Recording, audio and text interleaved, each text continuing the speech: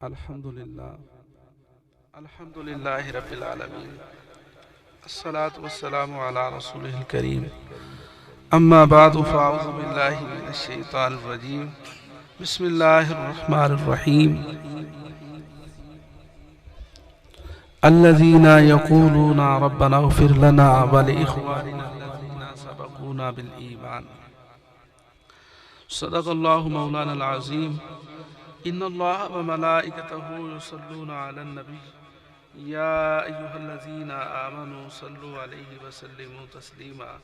मिलके पढ़ लीजिए। अस्सलातु वस्सलामु अलैका या सय्यदी या रसूलल्लाह, अस्सलातु वस्सलामु अलैका या सय्यदी या हबीबल्लाह, अस्सलातु वस्सलामु अलैका या सय्यदी या नबीअल्लाह व अला आलिका व अस्हाबिका या सय्यदी या नूरल्लाह। अहबाब गिरामी, ये कारी साहब की तरफ से मुझे आर्डर हुआ, भाई मोहम्मद यासीन जो बानी महफिल हैं, कि उनकी तरफ से डिमांड है कि ज़रूर शिरकत फरमाएं कारी साहब के लिए। तो उन्होंने मुझे मजबूर किया कि आप भी ज़रूर शिरकत फरमाएं, तो मैं भी हाजिर हो गया। जो मुझे बताया गया है इसाले सवाब की ये महफिल है, सालाना इसाले सवाब की महफिल। अब मैंने उसी हवाले से मोहम्मद सैयद साहब उनके इसाले सवाब के लिए जी, मोहम्मद यासीन के हवाले साहब जी, मोहम्मद सैयद साहब, तो इसाले सवाब के हवाले से मैंने चंद एक बातें करनी है। लंबा चौड़ा आवाज़ नहीं है, तवज्जो से सुनेंगे तो इंशाल्लाह फ़ायदा होगा, महसूस भी होंगे। ज़्यादा परेशान भी नहीं करूँगा। मैं अशार पढ़ नहीं सकता, ये ना समझना कि मैं अशार के खिलाफ हूँ। पढ़ नहीं सकता, गला ही नहीं मेरा शेर पढ़ने वाला, इसलिए मैं अवाम को तंग भी नहीं करता। तो जो बातें चंद करूंगा आप तवज्जो से समाअत फरमाएं तो इंशाल्लाह उससे आप महसूस भी होंगे, फायदा भी होगा। अल्लज़ीना यक़ूलूना रब्बना इग़फ़िर लना, वो लोग जो दुआ करते रहते हैं, ऐ हमारे रब हमारी बख्शिश फरमा, और जो हमसे पहले ईमान की हालत में चले गए उनकी बख्शिश फरमा। इन लोगों की तासीन फरमाई जा रही है, इन्हें अच्छा कहा जा रहा है। कुरान पाक के अंदर 3 ईमान वालों की अलामतें बयान हुई हैं। तवज्जो आपने मेरी तरफ रखनी है, आपकी तवज्जो बढ़ जाएगी, क्योंकि मैं पढ़ने पढ़ाने वाला आदमी हूँ, तलबा को पढ़ाता हूँ, तो तवज्जो बढ़ जाए तो मेरे से बोला ही नहीं जाता। आपकी तवज्जो मेरी तरफ रहेगी इंशाल्लाह, फिर मैं तवज्जो खुद ले भी लूँगा। पहले इब्तिदा में ज़रा थोड़ी तवज्जो कर लें। 3 अलामतें बयान हुई हैं ईमान वालों की कुरान पाक में। एक अलामत यह बयान हुई है कि एलाए कलिमतुल्लाह के लिए, अल्लाह के दीन की सरबलंदी के लिए वो अपने घर बार को छोड़ देते हैं, अपनी जायदादें छोड़ देते हैं, अपना इलाका छोड़ देते हैं। इन्हें कुरान और हदीस की ज़बान में मुहाजिर कहा जाता है, यानी अल्लाह के लिए हिजरत करने वाले। जो अल्लाह की राह में हिजरत करता है तो ये ईमान की अलामत उसमें पाई जाती है, यानी कुरान पाक ने इसको ईमान की अलामत कहा। दूसरी अलामत जो बयान की कि वो हिजरत करने वाले तो नहीं है, इन मुहाजिरीन को वेलकम कहने वाले हैं, यानी जो मक्का शरीफ से हिजरत करके मदीना शरीफ में आए तो अंसार ने इनको वेलकम किया, अपनी प्रॉपर्टी में शामिल किया, उन्होंने अपनी जायदादों में इनको हिस्से दिए। इन्हें अंसार कहा जाता है। ये अंसार होना भी ईमान की अलामत है। और तीसरी अलामत जो कुरान पाक ने बयान की है ना, वो ना तो मुहाजिर होना है ना अंसार होना है, वो बाद में आने वाले लोग हैं। वो क्या करते हैं? यक़ूलूना रब्बना इग़फ़िर लना, जो दुआएं करते हैं मौला करीम हमारी भी बख्शिश फरमा और हमारे उन भाइयों की भी बख्शिश फरमा जो ईमान की हालत में हमसे पहले गुजर गए। अगर दुआ करने वाले हैं तो ये अलामत है इस चीज की कि ये मोमिन हैं, ईमान वाले हैं। ईमान वाले ही दुआएं करते हैं। नबी मोहतरम सल्लल्लाहु ताला अलैहि वसल्लम ने फरमाया, जहां पर 40 लोग इकट्ठे हो जाएं और किसी बंदे मोमिन के लिए दुआ कर दें और उनमें कोई अल्लाह करीम के साथ शरीक ठहराने वाला ना हो, तो अल्लाह करीम मरने वाले की बख्शिश फरमा देता है। एक और हदीस पाक सिमात फरमाइए, नबी मोहतरम सल्लल्लाहु ताला अलैहि वसल्लम ने फरमाया, मा मिन अहले मय्यतिन यमूतु मिनहुम मय्यतुन फयतसद्दक़ून अन्हु बाद मौतिही इल्ला अहदाहा लहू जिब्रीलु अला तबक़िन मिन नूरिन सुम्मा यक़िफ़ु अला शफ़ीरिल क़ब्र व यक़ूलु या साहिबल क़ब्रिल अमीक़ हाज़िही हदिय्यतुन अहदाहा इलैका अहलुका फ़क़बलहा फ़तदख़ुलु अलैहा फ़यफ़रहु बिहा व यस्तबशिरु बिहा व यहज़नु जीरानुहु अल्लज़ीना ला युहदा इलैहिम शै। एक मैंने हदीस पाक आपके सामने पढ़ी है, इसका माना भी सुन लें। सरकारे दो आलम नूरे मुजस्सम सल्लल्लाहु तआला अलैहि वसल्लम फरमाते हैं कि जब बंदा दुनिया से चला जाता है तो उसके चले जाने के बाद वाले लोग जो उसके लिए सदका और खैरात करते हैं, उसके लिए दुआएं करते हैं, उसको कुरान पढ़ के बख्शते हैं, फरमाया उसका सवाब ज़ाय नहीं जाता। हजरत जिब्रील अमीन उस सवाब को लेकर उस कब्र वाले के पास चले जाते हैं और आवाज देकर कहते हैं या साहिबल कब्रिल अमीक़, ए गहरी कब्र वाले, हाज़िही हदिय्यतुन, ये वो सदका है, वो हदिया है, अहदाहा इलैका अहलुक, जो तेरे घर वालों ने तेरे लिए किया है, फ़क़बलहा, इसको कबूल कर ले। वो कबूल करके खुशी खुशी अपनी कब्र में दाखिल होता है और उसके आस पास में कुछ कब्रों वाले ऐसे होते हैं जिनके लिए दुआ करने वाला कोई नहीं होता, जिनके लिए सदका और खैरात करने वाला कोई नहीं होता। वो परेशान होते हैं कि काश हम पीछे ऐसे लोगों को छोड़कर आते जो हमारे लिए हाथ उठाते, दुआ करते और आज कब्र में हमें भी राहत पहुंचती। एक और हदीस पाक सिमात फरमाइए, नबी मोहतरम सल्लल्लाहु तआला अलैहि वसल्लम ने इरशाद फरमाया, सहाबाई किराम का एक जम्मे गफीर है, मुखातिब होकर इरशाद फरमाया, या सहाबी ला तंसू अमवातकुम फी कुबूरिहिम खासतन फी शहर रमजान इन्ना अरवाहहुम यातूना बुयूतहुम व युनादी कुल्लु अहदिन मिनर रिजाल वन निसा अल्फ मर्रतिन आतिफु अलैना बिरगीफिन और बिकसरत खुब्ज़िन और बिकिरात आयतिन और बिकसवतिन कसाकुमुल्लाहु मिन लिबासिल जन्नह। तवज्जो यार मेरी तरफ रखिए, मैं हदीसें पढ़ रहा हूँ, तवज्जो मेरी तरफ रखिए। इस हवाले से थोड़ी अगर सख्ती हो जाए तो माफ फरमाना। हदीस पढ़ रहे हूँ ना तो उसको तवज्जो से सुने, या मुझे कह दे मैं बंद कर देता हूँ। मेरा बयान इसी तरह का ही होगा, हदीसें पढ़ूंगा, कुरान की आयतें पढ़ूंगा, लतीफे नहीं सुनाऊंगा, शेरो शायरी करके नहीं निकल जाऊंगा। तवज्जो से बात सुन लीजिए, मैंने लंबा टाइम भी नहीं लगाना, ये आपके देखते देखते मैं बिल्कुल वाइंड अप करने वाला हूँ, मेरी तरफ तवज्जो करें, मेहरबानी। सरकारे दो आलम नूरे मुजस्सम सल्लल्लाहु तआला अलैहि वसल्लम फरमाते हैं, या सहाबी ला तंसू अमवातकुम फी कुबूरिहिम खासतन फी शहर रमजान। फरमाया प्यारे साहबा, अपने मरने वालों को कब्रों में दफन करने के बाद भूल न जाया करो। इन्ना अरवाहहुम यातूना बुयूतहुम, उनकी रूहें घरों के चक्कर लगाती हैं।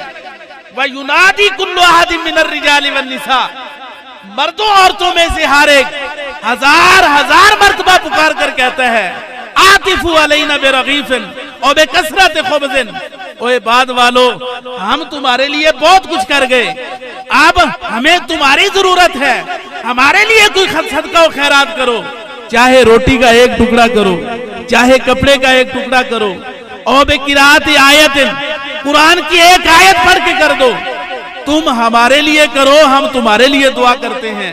कसाकुमुल्लाहु मिन लिबासिल जन्नह, अल्लाह करीम तुम्हें भी जन्नत के लिबास पहनाए। एक और हदीस पाक सिमात फरमाइए, नबी करीम अलैहिस्सलाम ने फरमाया, उम्मती उम्मतुन मरहूमतुन तदखुलु कुबूरहा बिजुनूबिहा व तखरुजु मिन कुबूरिहा ला जुनूबा अलैहा। मेरी उम्मत उम्मत मरहूमा है, रहम की हुई उम्मत है, कब्रों में दाखिल होगी तो गुनाहों से लथपथ होगी, कब्रों से निकलेगी तो गुनाहों से पाक साफ होगी। या रसूल अल्लाह सल्लल्लाहु तआला अलैहि वसल्लम, वो गुनाह किधर जाएंगे? फरमाया वो गुनाह बख्श दिए जाएंगे बाद वालों की दुआ के सदके, जो बाद में मोमिन दुआएं करते रहे, उनकी दुआओं के सदके अल्लाह करीम सारे गुनाह बख्श देगा। आखिरी हदीस पाक, मोमिन बंदा दुनिया में रहता है तो भी शान से, दुनिया से जाता है तो भी शान से। तवज्जो मेरी तरफ रखिएगा, बड़ी प्यारी हदीस पाक है। और आखिरी हदीस पाक, बंदा मोमिन दुनिया में रहा तो भी शान से, दुनिया से जाएगा तो भी शान से। हदीस पाक, इज़ा तवफ़्फ़ल अब्दुल मोमिनु अरसलल्लाहु लहू मलकैन। बंदा मोमिन जब दुनिया से जाता है ना, तो उसकी जाने की शान ये होती है कि अल्लाह करीम 2 फरिश्ते जन्नत से भेजता है, और वो फरिश्ते खाली हाथ नहीं आते। उरसिला इलैहि बितोहफ़तिन मिनल जन्ना, उस मरने वाले के लिए जन्नत से तोहफा भेजा जाता है। यार पहले ठीक चल रहा था, ये बंदे जितने के हैं ना, मेरा ख्याल है बगैर स्पीकर के भी ठीक था।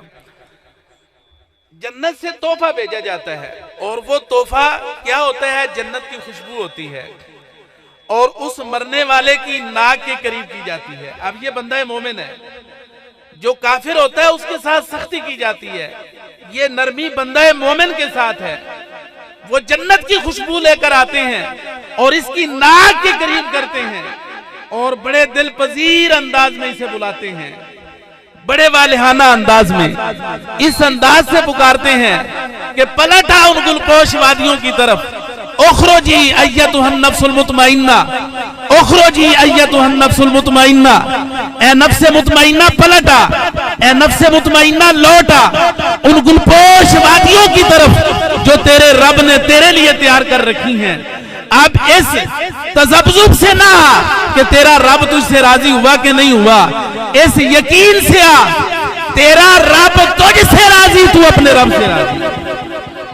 अय्यतुहन नफ्सुल मुतमइन्ना इरजिई इला रब्बिके रादिन, अपने रब की तरफ इस हाल में आ कि तेरा रब तुझसे राजी है। फिर इस पाकीज़ा रूह को लेकर, इस नेक रूह को लेकर जब फरिश्ते आसमानों की तरफ जाते हैं, फला तमुर्रु बिबाबिन इल्ला फुतिहा लहा, आसमान के जिस दरवाजे के पास जाते हैं वो दरवाजा खोल दिया जाता है। फला तमुर्रु बिमलकिन इल्ला सल्ला अलैहा, जिस फरिश्ते के पास से गुजरते हैं वो रहमत की दुआ कर रहा होता है। सुम्मा योता बिहा इलर रहमान जल्ल जलालुहु, फिर उसको रब्बे करीम की बारगाह में लाया जाता है। फतस्जुदु लहू, हदीस पाक में मकाम गौर, जब अपने रब की बारगाह में हाजिर होता है ना तो फौरन सजदा रेज हो जाता है। ये सजदा रेज क्यों हुआ? इस वजह से कि दुनिया में रहते हुए सजदे की आदत बन गई थी। ये 5 वक्ता नमाज में हाजिर होता था, ये अपने मालिक के हुजूर सजदा रेज होता था। अब जब उस मालिक हकीकी के सामने हकीकत में हाजिर हुआ तो फौरन सजदा रेज हो गया। सुम्मा युमरु लिमीकाईला इज़हब बिहादिहि नफ्स, फिर हजरत मीकाईल अलैहिस्सलाम को हुक्म होता है कि इस पाकीज़ा रूह को ले जा, फजअलहा मानफुसिल मोमिनीन, और मोमिनों की नेक रूहों में इसे दाखिल कर दे। फयुबस्सहु सुम्मा युमरु, फिर हुक्म होता है फयुबस्सहु अलैहि कब्रुहु सबऊना ज़िरान तूलुहु व सबऊना ज़िरान अर्दुहु, कब्र को हुक्म होता है तो 70 हाथ चौड़ाई में और 70 हाथ लंबाई में खुल जाती है। इनका नमाउ शैय्युम मिनल कुरान। दूसरी जगह मकामे गौर, एक तो ये नमाज से प्यार करने वाला था तो सजदा रेज हो गया, दूसरा कुरान से प्यार करने वाला था, कुरान पढ़ने वालों से प्यार करने वाला था, कुरान के हाफिज से प्यार करने वाला था, कुरान के कारी से प्यार करने वाला था, इमाम मस्जिद से प्यार करने वाला था। ये बार बार कुरान सुनता था, बार बार कुरान पढ़ता था।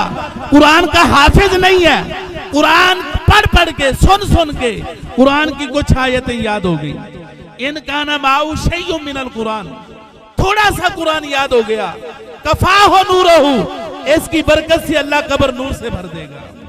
व इल्लम यकुन, अगर कुरान याद नहीं हो सका मगर कुरान से प्यार था, जअलल्लाहु लहू नूरन फी कब्रिही मिस्ल शम्स, अल्लाह करीम इसकी कब्र में नूर भर देगा जैसे सूरज की रोशनी है, इतना नूर भरेगा। अगर कुरान से प्यार होगा, कुरान पढ़ने वालों से प्यार होगा। राबिया बसरिया का एक वाकया बड़ा मशहूर है। हम लोग समझते हैं कि शायद ये महफिल इसलिए होती हैं कि बस थोड़ा धूम धड़का हो जाए, जरा ठाफा हो जाए, खूब खतीब साहब गरज बरस जाएं, 2-4 अशार पढ़ जाएं। नहीं भाई, ये सीखने के लिए होती हैं। लोगों के पास वक्त बड़ा कीमती है, आप लोगों से वक्त जरा निकलवाएं तो सही, बहुत मुश्किल है वक्त निकालना, तो इसको जाये नहीं होना चाहिए। मैं राबिया बसरिया का एक वाकया आपके सामने रखता हूँ।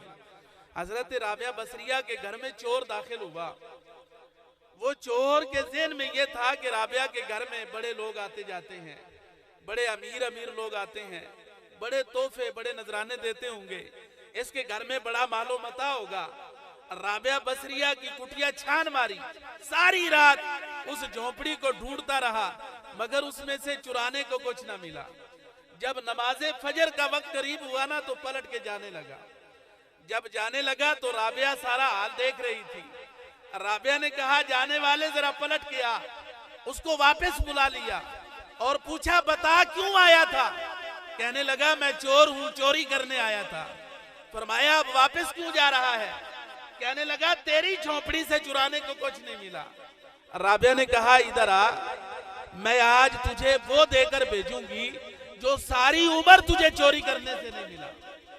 कहने लगा, राबिया तेरी झोपड़ी को मैंने छान मारा, तेरी झोपड़ी के अंदर तो है कुछ नहीं, मुझे क्या देगी?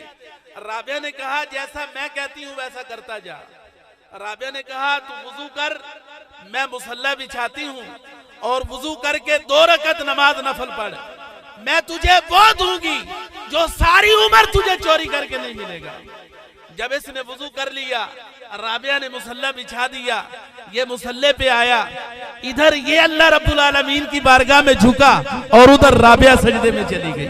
अर्ज करती है, मौला मेरे दरवाजे पे आया था, मेरे दरवाजे पे आया था कुछ लेने के लिए, मेरे घर में कुछ नहीं था, मैंने इसका रुख बदल कर तेरे घर की तरफ कर दिया, तेरे दरवाजे की तरफ कर दिया, अब इसे खाली नहीं जाना चाहिए। आया था तो चोर था, पलटा तो नमाजी बन के पलटा। अल्लाह के दरबार में पता नहीं कब हाजिरी लग जाए। इस नियत से बैठो, महफिल में जाओ तो इस नियत से जाओ कि वहां से कुरान की किसी आयत का तर्जमा मिल जाए, तफसीर मिल जाए, हदीस का कोई तर्जमा मिल जाए, तशरीह मिल जाए।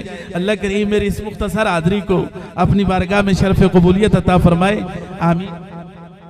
अच्छा एक और, चलो अच्छा, जो माहौल बना हुआ था ना, जो मैं देख रहा था, मैं समझता हूँ इन चीजों को, सारी चीजें समझता हूँ।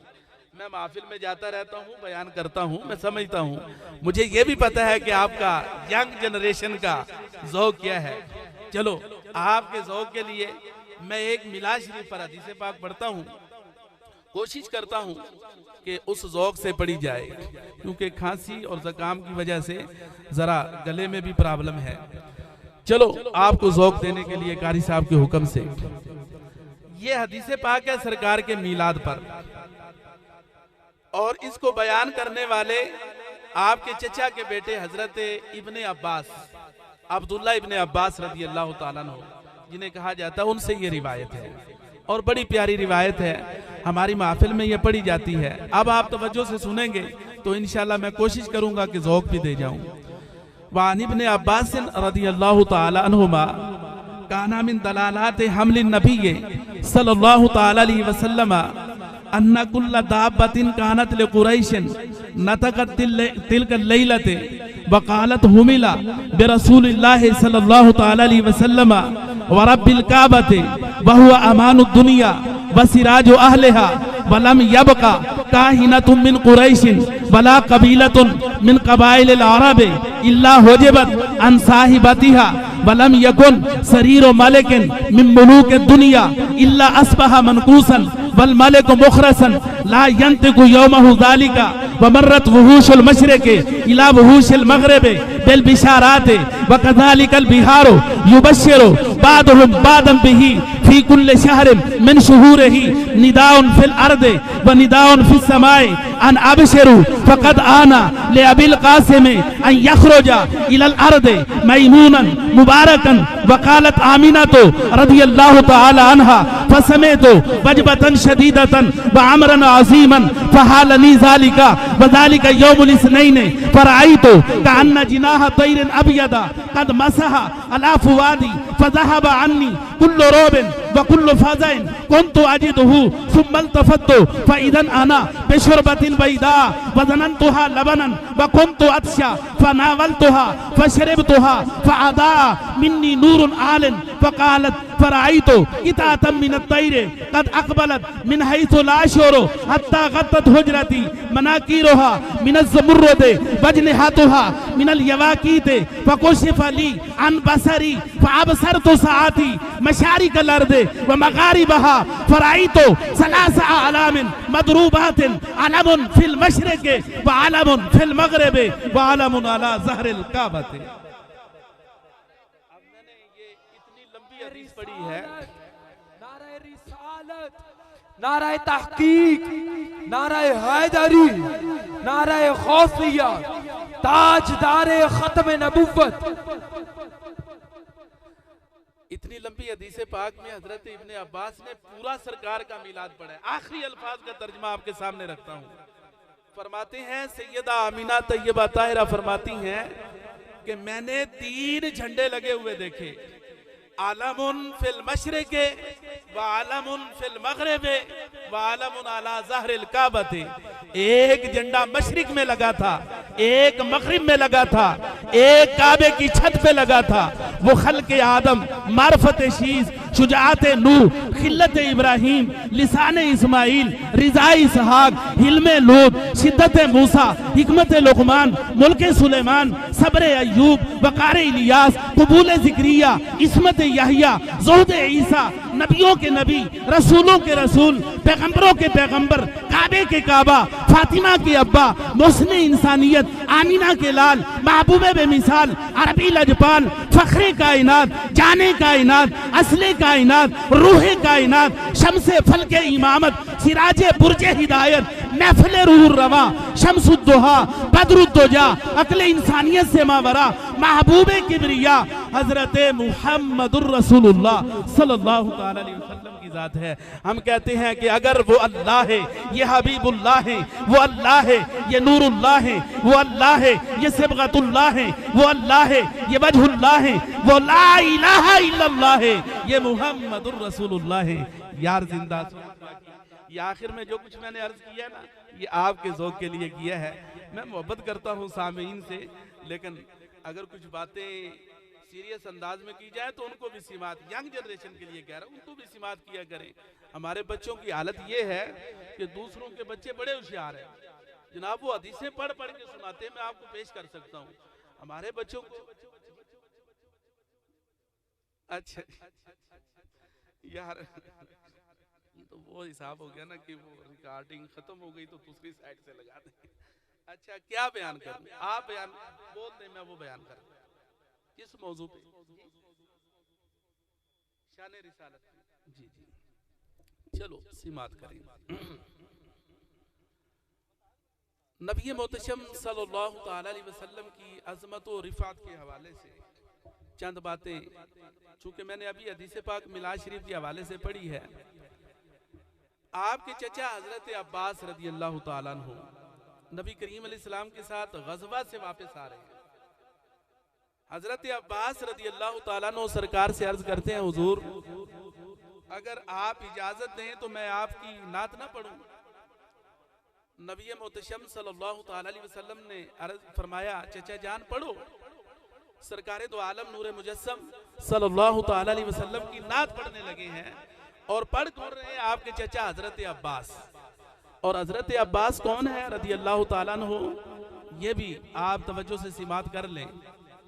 नबी करीम अलैहिस्सलातु वस्सलाम तशरीफ लाए और अपने चचा हजरत अब्बास रज़ी अल्लाह तआला अन्हु को देखा कि चेहरे पे कुछ अफसुर्दगी के आसार नजर आ रहे हैं। पूछा, चचा अब्बास क्या बात है, आप इस तरह अफसुर्दा क्यों हैं? हजरत अब्बास रज़ी अल्लाह तआला अन्हु अर्ज करते हैं, या रसूल अल्लाह सल्लल्लाहु तआला अलैहि वसल्लम, ये कुरैश को क्या हो गया? आपस में मिलते हैं तो बड़े खुश होते हैं और जब हमसे मिलते हैं तो चेहरे लटक जाते हैं, खंधा पेशानी से मिलते नहीं, खुश दिली से मिलते नहीं। नबी मोहतशम सल्लल्लाहु तआला अलैहि वसल्लम फौरन मिंबर पर तशरीफ लाए और अपने चचा की तरफ इशारा करके कहा कि ये मेरे चचा है। कयामत के दिन सारे रिश्ते नाते कट जाएंगे मगर मेरे रिश्ते नाते नहीं कटेंगे। ये मेरे चचा हैं, जिसने इसे इज़ा दी उसने मुझे इज़ा दी। ये हजरत अब्बास रज़ी अल्लाह तआला अन्हु है। जो सरकार की बारगाह में अर्ज करते हैं, हुजूर अगर इजाजत हो तो आपकी नात पढ़ूं। नबी करीम अलैहिस्सलाम ने फरमाया चाचा अब्बास पढ़ो। हजरत अब्बास रजी अल्लाह ताला अन्हु नात पढ़ते हैं और नात में सरकार का पूरा मिलाद पढ़ दिया और अर्ज करते हैं व अंता लम्मा वुलिद्ता अशरकतिल अर्दु व दात बिनूरिकल उफुक। या रसूल अल्लाह, जब आपकी विलादत हुई तो जमीन व आसमान रोशन हो गई, आपकी आमद पर हर तरफ रोशनी फैल गई। ये हजरत अब्बास पढ़ रहे हैं नात और नात के अंदर सारा मिलाद बयान कर दिया। एक और हदीस पाक समात कीजिए, नबी मोहतशम सल्लल्लाहु ताला अलैहि वसल्लम के मिलाद के हवाले से। हजरत तमीम दारी रज़ी अल्लाह ताला अन्हु सरकार के बड़े प्यारे सहाबी हैं, मुल्क शाम की तरफ से आए, मस्जिद नबवी में आके डेरा लगाया। जब शाम का वक्त हुआ तो आपके पास कुछ कंदीलें थी। कंदीलें आप जानते हैं ना, वो रोशन करने के लिए रस्सियां बांध के कंदीलें लटका दी। हमारे जो मामूलात होते हैं मिलादुन नबी के मौका पर, वो कंदीलें लटका दी और उनको रोशन कर दिया, आग जला दी, उसमें तेल डाल के आग जला दी। नबी मोहतशम सल्लल्लाहु ताला अलैहि वसल्लम तशरीफ लाए, फरमाया ये कंदीलें किसने रोशन की हैं, यानी मस्जिद नबवी में रोशनी किसने की है। सहाबा इकराम रिज़वानुल्लाह ताला अलैहिम अजमाइन ने अर्ज की, या रसूल अल्लाह सल्लल्लाहु ताला अलैहि वसल्लम, ये हजरत तमीम दारी ने किया है।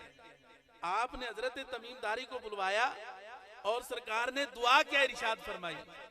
आपने फरमाया नव्वरकल्लाहु फिद दुनिया वल आखिरा, अल्लाह करीम तेरी दुनिया भी रोशन करे, तेरी आखिरत भी रोशन करे, यानी तेरी कब्र भी रोशन हो, तेरी दुनिया भी रोशन हो। तूने मस्जिद को रोशन किया है। तो हमारे मामूलात में से होता ये है, हम मिलाद कैसे मनाते हैं, मसाजिद को रोशन कर देते हैं, बाजारों में चरागा कर देते हैं, कभी हम इस तरह चौकों में बैठकर महफिले मिलाद कर लेते हैं, कभी मसाजिद में बैठकर, और कभी बड़े प्लेटफॉर्म पर, बड़े बड़े चौकों पर हम महफिल करते हैं। और तीनों तरह की एक एक हदीस मैं आपके सामने रख देता हूँ। ये बड़े बड़े मजमे के अंदर हजरत अब्बास रज़ी अल्लाह ताला अन्हु ने सरकार का मिलाद पढ़ा था, जिसकी तादाद 30,000 से ज्यादा थी।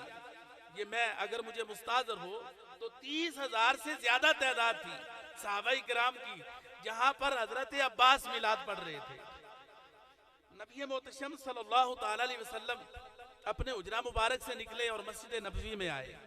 खराज रसूलुल्लाह सल्लल्लाहु ताला अलैहि वसल्लम अला हलकति मिन असहाबिही, नबी करीम अलैहिस्सलाम अपने हुजरा मुबारक से निकले और सामने सहाबाई किराम का हलका लगा हुआ है। और जब सरकार सहाबाई किराम के हलके पर तशरीफ लाए, सरकार ने फरमाया माजलसकुम, प्यारे सहाबा क्यों बैठे हुए हो। सहाबाई किराम रिज़वानुल्लाह ताला अलैहिम अजमाइन अर्ज करते हैं, जलसना नदुल्लाह व नहमदुहु अला मा हदाना लिल इस्लाम व मन्ना अलैना बेका या रसूल अल्लाह सल्लल्लाहु ताला अलैहि वसल्लम। या रसूल अल्लाह, हम इसलिए बैठे हैं कि अल्लाह करीम ने हमें इस्लाम की दौलत से नवाजा और आपको भेजकर हम पर एहसान फरमाया। अब नबी करीम अलैहिस्सलाम ने फरमाया, मैं तुम्हें अल्लाह की कसम देकर कहता हूँ, सच बताओ क्या इसी काम के लिए बैठे थे। सहाबा इकराम रिज़वानुल्लाह ताला अलैहिम अजमाइन अर्ज करते हैं, वल्लाह या रसूल अल्लाह सल्लल्लाहु ताला अलैहि वसल्लम, हम इसी काम के लिए बैठे थे। फरमाया, मैं तुम्हें तोमत नहीं दे रहा, मैं इसलिए तुमसे कसम उठवा रहा हूँ। आतानी जिब्रीलो, अभी अभी मेरे पास हजरत जिब्रील अमीन आए थे, वह अखबरानी, और मुझे खबर देकर गए हैं, इन्नल्लाह ताला युबाही बिकुमुल मलाइका, तुम्हारी वजह से अल्लाह करीम फरिश्तों पर फख्र फरमा रहा है कि ये मेरे महबूब की उम्मती हैं जो सरकार की आमद पर शुक्र अदा कर रहे हैं, मस्जिद में बैठकर सरकार की आमद का शुक्र अदा कर रहे हैं। ये मेरी सरकार की उम्मत है और तुम पर अल्लाह करीम फरिश्तों की जमात में फख्र फरमा रहा है। एक और हदीस पाक समात कीजिए, नबी मोहतशम सल्लल्लाहु ताला अलैहि वसल्लम की विलादत पाक के मौका पर, ये हजरत उस्मान गनी नहीं, ये एक और हजरत उस्मान हैं जिनकी वालिदा नबी मोहतशम सल्लल्लाहु ताला अलैहि वसल्लम की विलादत के वक्त नबी करीम अलैहिस्सलाम के उस कमरे में मौजूद थी जहां सरकार की विलादत हुई। फरमाती हैं कि मैं दरवाजे की तरफ आई, बाहर आकर देखा तो आसमान के सितारे यूं लगता था कि सैयदा आमिना की झोपड़ी के ऊपर गिर पड़ेंगे। और जब मैंने घर के दरो दीवार को देखा तो दरो दीवार यूं लगते थे कि हर तरफ नूर ही नूर है, गोया के बर्तन भी नूर हैं, दीवारें भी नूर हैं, हर तरफ नूर ही नूर फैला हुआ था। और मेरी आंखों से पर्दे उठ गए। अब सर तो साथ ही मशारी का लर्द व मगारी बहा, मैंने जमीन के मशरिक को भी देखा, जमीन के मगरिब को भी देखा। मेरी नजर जमीन के मशरिक को मगरिब का नजारा कर रही थी। और शाम के महल्लात में मेरी नजर जा रही थी, वहां पर चलने वाले ऊंटों को मेरी आंखें देख रही थी। यानी सरकार की आमद पर कितना नूर बरसा। मैं थोड़ा सा इसको जरा इल्मी लिहाज से भी थोड़ा एक्सप्लेन कर दूं। हो सकता है आप में कुछ अहबाब पढ़े लिखे बैठे हों, यकीनन होंगे भी, तालीम बहुत आम है। आपने अगर कोई तालिब इल्म बैठा हो तो मुझे बता देना। रिफ्लेक्शन ऑफ लाइट, ये फिजिक्स का एक चैप्टर है। अगर कोई फिजिक्स का तालिब है या कोई उस्ताद है तो वो बड़ी अच्छी तरह जानता है। और रोशनी का इनविकास, और रोशनी जब पड़ती है ना, सूरज की रोशनी दीवार के ऊपर पड़े ना तो पलट के वापस आती है। लेकिन बाज मर्तबा ऐसा होता है कि कोई चीज ट्रांसपेरेंट बन जाती है, यानी रोशनी आर पार गुजर जाती है, फिर रोशनी पलट के वापस नहीं आती। इस पर पूरा एक बाब है, छोटी क्लासों में भी साइंस की किताबों में वो पढ़ाया जाता था।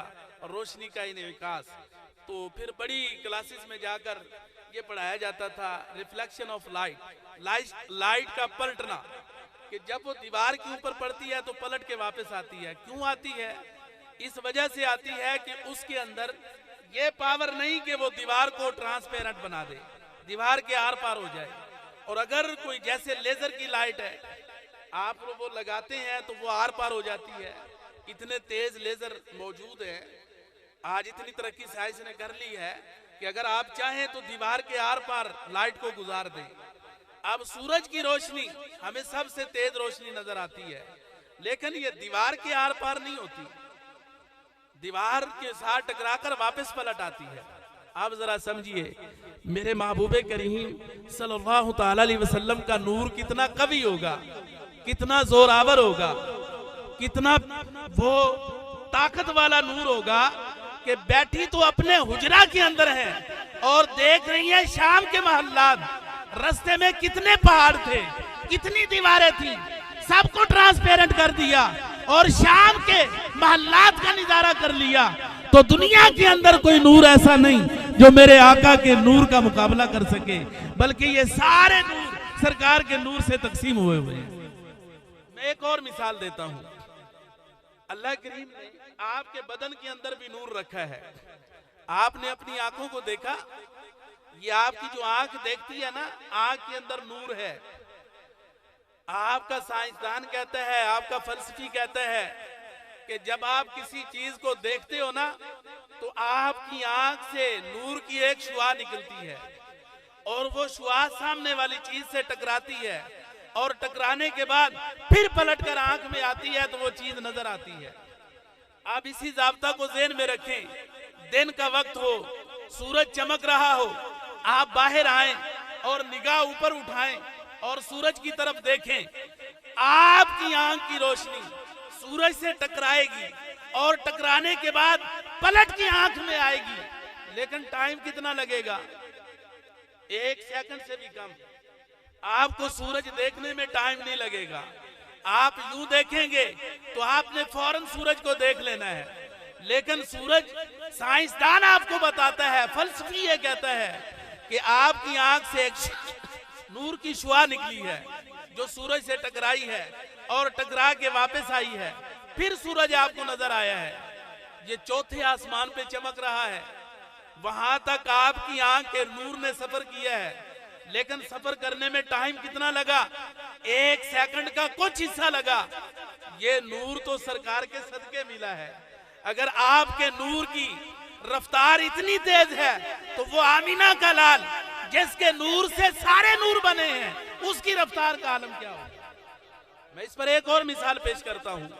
हदीसे पाक है भाई, हदीसे पाक। ये सिर्फ अकली बातें नहीं कि सबसे पहले नबी के नूर को पैदा फरमाया और फिर उस नूर से सारी कायनात को पैदा फरमाया। सबसे पहले नबी के, मुसन्नफ अब्दुल रज़ाक की हदीस पाक है, सबसे पहले सरकार के नूर को और नूर से बाकी सारी कायनात को पैदा किया। अब किसी के ज़हन में ये सवाल तो आ सकता है, अभी मेरे पास से आप रट्टा लगा के चले जाएंगे, आप किसी के सामने बयान करेंगे, वो पलट के सवाल आपसे कर सकता है कि मौलवी साहब से पूछना था कि जिस माइक में बोल रहा था वो माइक तो नूर का नहीं बना हुआ था, उसका स्टैंड तो नूर का नहीं बना हुआ था, जिस कुर्सी पे बैठा हुआ था वो कुर्सी तो नूर की नहीं थी, ये दरख्त तो नूर के नहीं है, ये मिट्टी तो नूर की नहीं है, ये अगर नूर की होती तो चमकती होती, इसमें शुआ होती, ये चमकती हुई नजर आती। आप कहते हो कि पहले नबी का नूर, फिर नूर से सारी चीजें बनी हैं, तो हर चीज तो नूर की ना होगी, अगर नूर की है तो चमकती होती। इसका जवाब भी देता हूं, तवज्जो मेरी तरफ रखिएगा, माजूज होंगे आप इंशाअल्लाह। अब आपकी कुछ तवज्जो मेरी तरफ है भी। इसका जवाब यह है कि मैं जरा केमिस्ट्री की तरफ चले जाऊंगा। केमिस्ट्री पढ़ने वाला अगर कोई तालिब इल्म बैठा है, पानी का फार्मूला अगर किसी को आता हो तो वो बता सकता है। पानी का फार्मूला, जी जी, H2O। बहुत खुश किया आपने, मेरे मजमे में एक पढ़ा लिखा बंदा भी बैठा है। H2O इसका फार्मूला है। अब इनसे आप पूछ सकते हैं कि पानी बना किस चीज से है। पानी दो गैसों का मुरक्कब है, हाइड्रोजन ऑक्सीजन, जी ऐसे ही है ना जी। H2O इसका फार्मूला है। ये दो गैसें जब मिली तो पानी बन गया। अब जब तक गैसें थी पानी नहीं था, और जब आपने इनको मिला दिया तो पानी बन गया। अब गैसें बाकी ना रही। भाई बनने से पहले ये गैसें थी, जब पानी बन गया तो अब गैसें बाकी ना रही। मुमकिन है कि हर चीज पहले नूर की हो, जब जमीन बनी तो अपनी शक्ल पर रह गई, लोहा बना तो अपनी शक्ल पर रह गया, चांदी बनी तो अपनी शक्ल पर रह गई, लेकिन इनको बनाया अल्लाह करीम ने सरकार के नूर से। अब एक साबिता मैं अपने ज़ौक़ का भी अर्ज कर देता हूं। कोई भी चीज होती है ना, उसको बनाने की चार इल्लतें होती हैं। कोई भी चीज, मिसाल के तौर पर ये कुर्सी जो है जिस पर मैं बैठा हूं, ये कुर्सी तब बनेगी जब इसके पीछे चार इल्लतें होंगी। एक को कहते हैं इल्लत फाइलिया, दूसरे को कहते हैं इल्लत मादिया, तीसरी को कहते हैं इल्लत सूरिया, और चौथी को कहते हैं इल्लत गाइया। इल्लत फाइलिया क्या है? इल्लत फाइलिया का मतलब इस कुर्सी को बनाने वाला, जब तक बनाने वाला नहीं है कुर्सी बनेगी नहीं। पहले इल्लत फाइलिया यानी कारीगर की जरूरत है। फिर इल्लत मादिया यानी इसका जो मटेरियल है, इसको जो मटेरियल लगा है, ये मटेरियल होगा तो कुर्सी बनेगी, मटेरियल ही नहीं है तो कुर्सी कहां से बने। तीसरी है इल्लत सूरिया, इसकी शक्लो सूरत, जिस शेप में ये बन के आपके सामने पड़ी हुई है, इसे इल्लत सूरिया कहते हैं। और चौथी है इल्लत गाइया। इल्लत गाइया का मतलब होता है कि इस कुर्सी को बनाया क्यों गया, इसके बनाने का मकसद ये है कि इस पर हम बैठे। अब जब मैं इस पर बैठ गया हूं तो इसकी गायत हमें हासिल हो गई। ये चार इल्लतें हैं। तो अहबाब, इस जहान की भी चार ही इल्लतें हैं। इसको बनाने वाला, इसकी इल्लत फाइलिया, वो अल्लाह रब्बुल आलमीन है। इसको बनाने वाला वो खालिक व मालिक अल्लाह रब्बुल आलमीन है।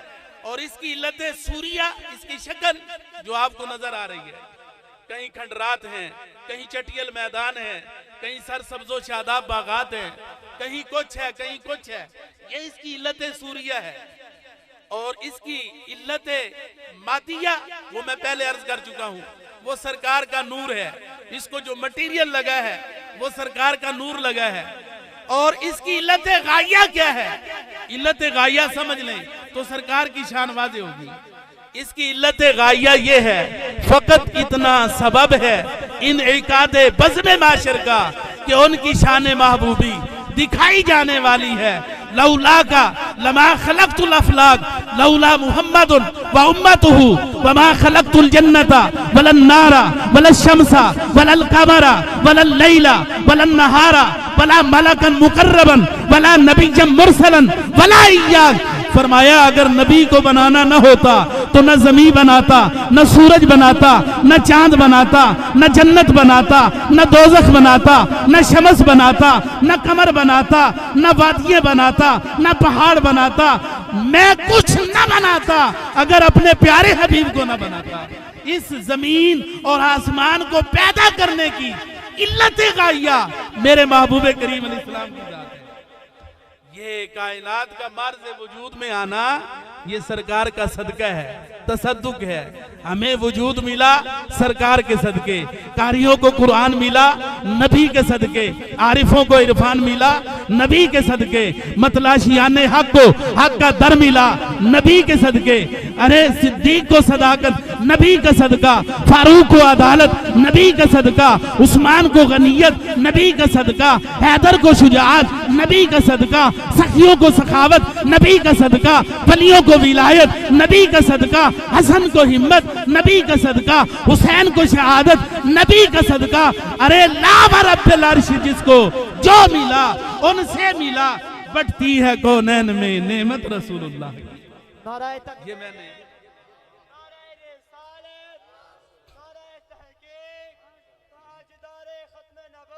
कारी साहब पीछे से मुझे उंगली लगाए जा रहे हैं। चलो चलो एक बात और भी, नूर पर एक बात और भी अर्ज कर देता हूं। अंधेरी रात हो, सख्त अंधेरी रात, आप अपनी तेज गाड़ी के अंदर बैठ जाएं, हाई स्पीड पे गाड़ी चलाएं, साफ रास्ता हो, तारीकी हो रात की, लाइटें गुल हो जाएं, आप हेडलाइट भी बंद कर दें गाड़ी की, तेज रफ्तार से चले। रात के अंधेरे में जब गाड़ी की लाइटें भी बंद हो, रोड के ऊपर भी कोई रोशनी ना हो, रात भी अंधेरी हो, आप तेज रफ्तार से चल रहे हो और आपने अपने स्टॉप पे रुकना हो, मुमकिन है, मुमकिन नहीं, मैं कहूंगा यकीनी है कि आप अपने स्टॉप से आगे गुजर जाएंगे। इसका तजुर्बा आप धुंध के मौसम में कर सकते हैं, जब गाड़ी से भी नीचे उतर के रोड दिखला के चलना पड़ता है, इधर चले इधर चले। तो अंधेरी रात में इतनी तेज रफ्तारी से चलते हुए आप अपने रोड को छोड़ सकते हैं, अपने उस स्टॉप से आगे गुजर सकते हैं जहां पर आप रोजाना रुकते हैं, जहां से रोजाना आप टर्न लेते हैं, वहां से आगे गुजरने का अंदेशा मौजूद है। लेकिन सरकार का नूर देखिए कितना तेज है। आप फरमाते हैं मरार तो बेकब्र मूसा इन्नहु कायमुन युसल्ली फी कब्रे। मेराज की रात सरकार जब तशरीफ ले जा रहे थे ना, तो रफ्तार कितनी तेज थी कि जहां बुर्राक का कदम जाता था ना, वो जहां तक नजर का मुंतहा होता था वहां बुर्राक का कदम पड़ता था। मैं कहता हूं आप नजर उठाएं तो आसमान तक जाती है, नबी करीम अलैहिस्सलाम की नजर कहां तक जाती होगी। सरकार फरमाते हैं जहां नजर की इंतहा होती थी वहां पर बुर्राक का कदम पड़ता था, इतनी तेज रफ्तारी। फिर रात की तरीकी, और फिर मूसा अलैहिस्सलाम कब्र के अंदर मौजूद थे, उस चटियल मैदान में नबी करीम अलैहिस्सलाम गुजर रहे हैं, इतनी तेज रफ्तारी से गुजर रहे हैं। और फिर फरमा रहे हैं राई तो फी कब्र ही, मैंने मूसा अलैहिस्सलाम को उनकी कब्र में देखा, वो खड़े होकर नमाज पढ़ रहे हैं। आपकी बसारत और आपके नूर का अंदाजा लगाएं कि सरकार की नूरानियत कितनी तेज है कि इतनी तेज रफ्तार गाड़ी के ऊपर चलते हुए सरकार ने बुराक के ऊपर कब्र के अंदर मूसा अलैहिस्सलाम को पहचान भी लिया और ये भी देख लिया कि नमाज की किस हालत में मौजूद है। अच्छा फिर आगे देखिए, कमाल इससे आगे आता है, जब मस्जिद अक्सा में पहुंचे ना मूसा अलैहिस्सलाम वहां भी मौजूद थे। अब बुराक तो बड़ा तेज रफ्तार था, जहां पर नजर का मुंतहा था वहां कदम रखता था, और मूसा अलैहिस्सलाम तो अभी नमाज पढ़ रहे थे। बुराक को आप अंदाजा लगा सकते हैं देर कितनी लगी होगी। बुराक तो यूं पहुंचा होगा, लेकिन जब नबी करीम अलैहिस्सलाम वहां पहुंचे तो वहां मूसा अलैहिस्सलाम पहले से मौजूद हैं। ये मूसा अलैहिस्सलाम बुराक से भी तेज, हाँ मूसा अलैहिस्सलाम बुराक से भी तेज हैं। ये बता रहे हैं कि नबी की रफ्तार बुराक से भी तेज होती है। ये तो सरकार का प्रोटोकॉल था कि बुराक के जरिए ले जाया जा रहा था।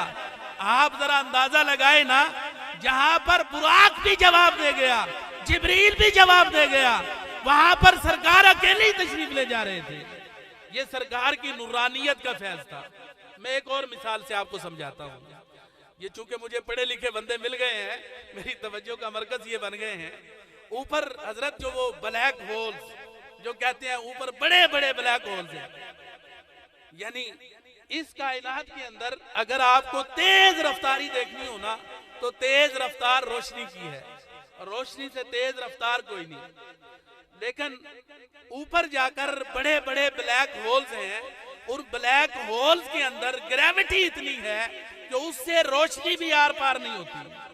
आपकी जमीन में कश से शकल जो आप कहते हैं, ग्रेविटी जो कहते हैं, जमीन से अगर कोई बंदा ऊपर जाना चाहे तो उसके पास इतनी तेज रफ्तारी होनी चाहिए कि जमीन की ग्रेविटी उसमें हाइल ना हो सके, फिर वो जमीन से ऊपर जा सकता है।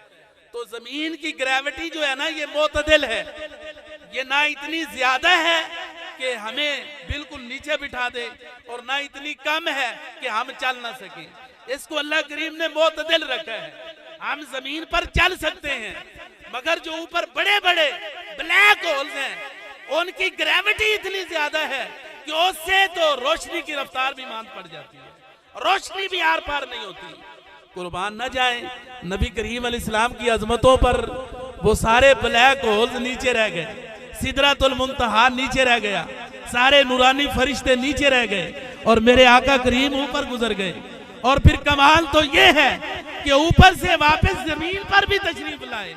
वो हर आलम की रहमत थे, किसी आलम में रह जाते, ये उनकी मेहरबानी कि ये आलम पसंद आया। नबी करीम अलैहिस्सलाम वापस भी तशरीफ लाए, ऊपर जाकर बताया, सिदरतुल मुंतहा से ऊपर जाकर बताया कि नीचे वालों, तुम में कोई ऐसी ताकत नहीं जो मोहम्मद अरबी के नूर का मुकाबला कर सके। और ऊपर से नीचे आके बताया कि ऊपर वालों, तुम में भी कोई ऐसी ताकत नहीं जो मोहम्मद अरबी के नूर की रफ्तार को रोके। ये सरकार के नूर की रफ्तार का आलम है। इसी नूर ने सब कुछ शीशे की तरह बना दिया था। और सैयदा आमीना तैयबा ताहिरा रज़ी अल्लाह ताला अन्हा अपने हुजरा के अंदर बैठकर शाम के महल्लात को तक रही थी। ये सरकार का नूर था कि सरकार ने अपनी आमद पर अपनी वालिदा को इतनी दूर तक दिखा दिया। यार मूसा अलैहिस्सलाम जिन्होंने अल्लाह करीम का दीदार किया और वास्ता से किया, हो गया यार। ये बड़ा मुझे अजीब लगता है कि मैं पलट पलट के ये लगा दो ये लगा दो, यार वो ज़ौक नहीं बनेगा। मेहरबानी इसी पर इक्तिफा कर ले। वो मैं पहले बड़ी मुश्किल से एक मौजू पे चला हूँ, तो पहले तो देखकर मुझे लग नहीं रहा था कि मैं भूल जाऊं, लेकिन मेहरबानी आपने तवज्जो फरमाई, आप बहुत अच्छे हैं। ये इंशाल्लाह फिर कभी मौका मिला तो उस पर भी बयान कर देंगे। लेकिन आज वैसे भी मेरा गला बहुत मुझे तंग कर रहा है, मैंने बड़ा जोर लगा के बोला है। बस इसी को कबूल फरमाए अल्लाह करीम। ये मेरी मुख्तसर हाज़री अपनी बारगाह में कबूल फरमाए। आमीन बिजाहि नबिल करीम व मा अलैहि।